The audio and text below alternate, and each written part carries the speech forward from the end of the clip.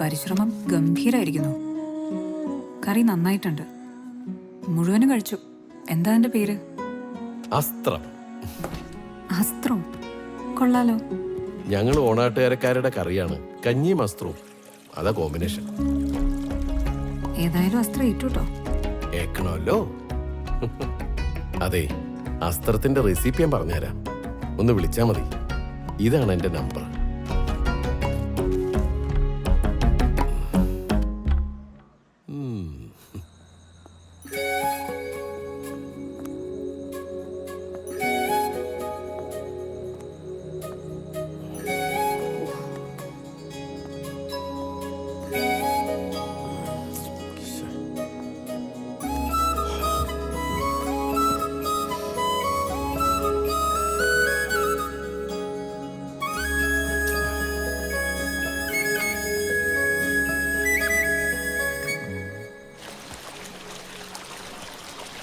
ഈ കുടിവെള്ളക്കാർ പുതിയതാണേ.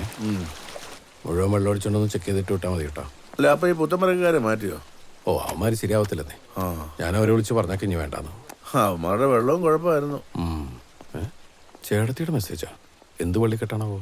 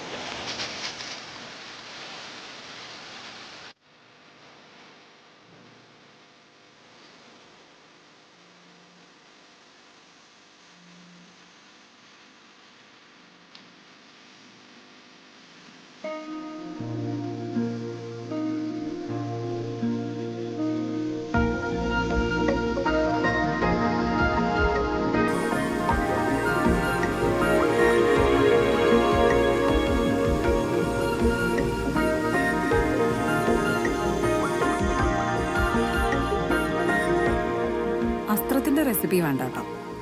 അത് നിങ്ങൾക്കറിയാലോ. പാട്ടിഷ്ടായോ? അത് പറ.